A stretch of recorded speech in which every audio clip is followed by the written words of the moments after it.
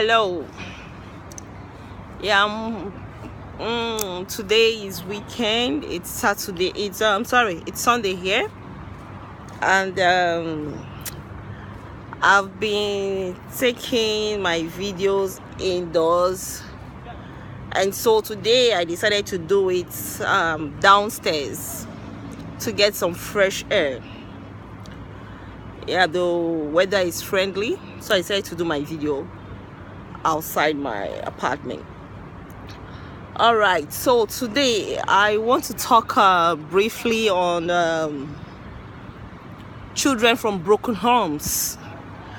If you're part of my prayers on Global Praying Mothers, you will have noticed that the prayer for children from broken homes have been quite consistent. That's the prayer I've been doing, and it's been quite consistent, and that's led by the Spirit of God to pray for children from broken homes. This is very important.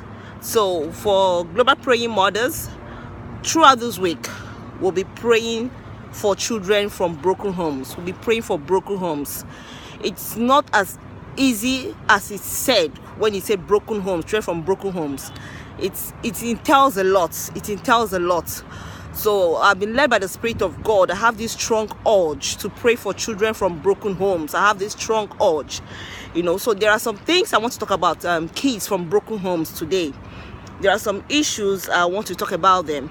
And as I said, throughout this week, we'll be praying for children from broken homes. We'll take out this week to meditate and pray, intercede on behalf of kids from broken homes. The reason why we have to do this is because there are a lot of issues that are involved in the lives of children from broken homes. There are a lot of issues, they encounter a lot. So and it's very important we point out these issues, know how to tackle them physically, and more importantly, spiritually. So I'll be talking about some very significant things about children from broken homes. Now, I'm not coming here to condemn you, but rather to I come to speak as one who understands you. In case you're from a broken home, I'm speaking as one who understands you. We're in it together. I feel your pains. I know what it is to come from broken homes. I know, it's like people outside, they just say, well, this person is from a broken home. But there are a lot of issues that children from broken homes encounter. And that is why we really, really have to pray for children from broken homes. Like the society today, there are issues children from broken homes face in the society. I got to learn that Covenant University, Otta, owned by Winners Chapel, I got to know that they do not admit children from broken homes. They are particular about your background, and when they get to know that you're from a broken home, they do not give them admissions if you're from a broken home. And that is a part. I've also had a sister who lost a marriage because she's from a broken home. So it's like when the parents of the guy asked the girl's family background, and it was like she's from a broken home. So the parents did all they can to stop that marriage, with all sort of things. Children from broken home are known for this, are known for that, a lot of things.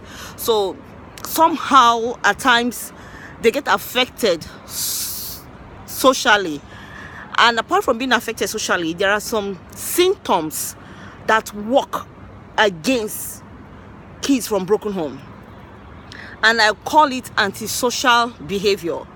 Even research have come to know, that 50% of antisocial behaviors are connected to children from broken homes. 50% or even more. They are linked to children from broken homes. A lot of times they have these symptoms of antisocial behavior. And what I mean by antisocial behavior, these are behaviors that comes in as crime or as harassment, embarrassment to the family, to the society. You know, that's antisocial behavior, like getting drunk, being an addict, anger, anxiety, you know, depression, frustration. You see all these in the lives of children from broken home, and that is because, you know, they have witnessed a lot of violence in the home. And apart from children from broken homes, there's what I call shattered homes. The mother and the father, they are still there, they won't leave, but they are in shattered marriage. There's crisis every now and then. You know, it's as good as a broken home, because it tells more on the children, it tells more on the kids. So when they are brought up in this kind of environment where there is always, you know, there's violence, and you know, or in a situation where they get love from just the mother alone or just the father alone, you know, they do not see themselves being as privileged as kids who have their both parents living together. So they come out at times with a particular kind of symptoms. You know, I could tell if I see a child from a broken home, there's a way I would look at a particular person. If there's a behavior that a person will come up with, and I could tell you that this person is coming from a broken home, you know. So they are always linked with antisocial behaviors, you know, as I said, being drunk, addiction of all kind, indebtedness, times getting seriously into debt, you know, kind of debt that is an embarrassment, you know. Some go into prostitution, some go into all sort of crime, some take to severe depression and frustration.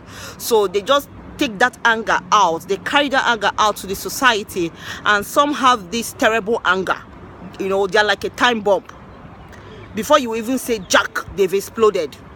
Before you say hell, you know, before you try to ask or try to get them interrogated, they will explode, you know. So I know I'm able to identify them. I'm able to identify this kind of people. You know, when I see some people with some kind of attitude that is like antisocial attitude, I could tell that this person is from a broken home. Now, there is nothing wrong being from a broken home.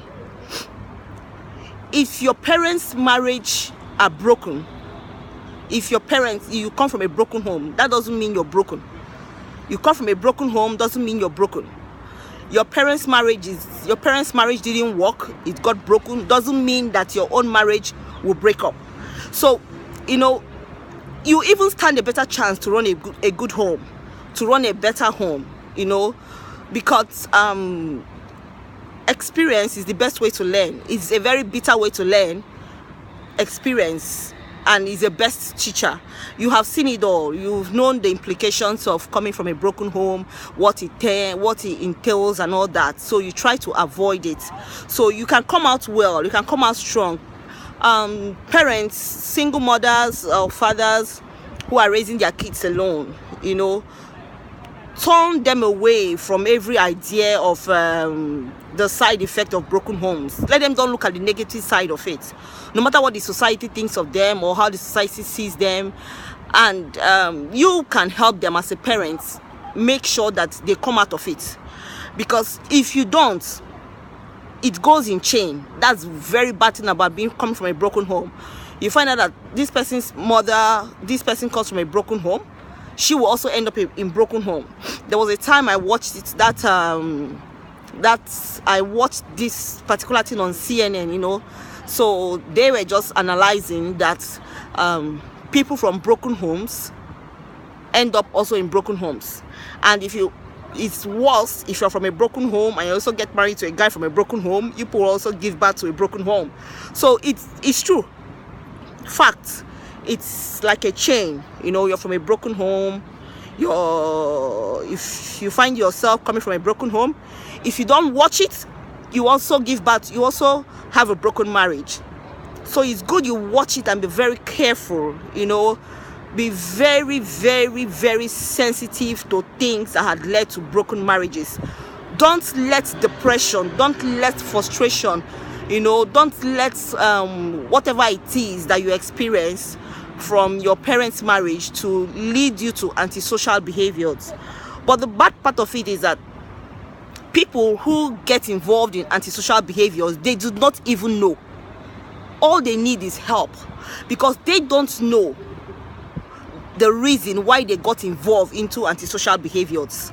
They don't know why they find themselves there. I mean, it's like a medical situation. They don't know why they find themselves there. Getting drunk, getting addicted to drugs or something, being indebted, clubbing, being very radical and all that. So they don't even know. They don't know at all. So that's why I said it's like a medical condition. So if you happen to find someone who is from a broken home, please give the person a helping hand. There are ways to handle kids from broken home. Hi. You handle kids from broken home by, one, more importantly, is by praying for that child. If you are a parent and you have a child, your kids are, they're coming from a broken home, get them committed into God. Make them give their life to Christ. Of course, the Bible says that one in Christ is a new creation. All things are passed away, and behold, all things have become new. So that's the first step to do. That's the first thing to do. Get them into God. Get them deeply rooted in Christ, so that symptoms that follows children from broken home will not affect them. Peradventure, it's someone who has been already damaged, by the symptoms of a kid from a broken home. The person has gone past through that child to teenage age and is so deeply involved into antisocial behaviors and all that. What you have to do, please, when you see someone who is an addict, who is involved in one antisocial behavior or the other, don't show them hatred. Don't try to push them away or make them feel that they are odd or try to avoid them. They tend to get worse. If you know somebody who is passing through an antisocial behavior because he or she is from a broken home, please show them love. This is the only way you can get them out of that mess, because they don't even know what they are suffering from. They don't know what they are suffering from. You see someone with a very bad anger, very, very temperamental. Try to help that person. Don't push them away. Show them love. If you're married to someone who is from a broken home, you might be experiencing, little of these symptoms from the person: excessive anger, addiction, being drunk, and at times being hugely indebted. If you have a spouse who is from a broken home and you find one of these symptoms, you just have to be very, very extremely patient with that person. They need patience, they need love, they need your care. You have to show them love. And while you show them love, there's what we call the talk therapy. The talk therapy, that's what they need. And talk therapy means, you engage them in private counseling with love. But when you show them hatred, you push them away, you want to make them feel they are isolated, they are criminals, they are bad, they become worse. But when you're able to show them love and be patient with them, take them through the talk therapy, talk with them, counsel them in love, and then apart from the talk therapy, we also have, you go for that, we have drama therapy, we have the dance therapy. These are ways they can find themselves out of this situation. But most importantly, show them love. Show them love. Any child you see who has a symptom of antisocial behavior due to the background, don't chase them away. A university said that they don't admit children from broken homes. You're chasing them away. You're making them feel awkward. They are not wanted. They are being deprived. you're making them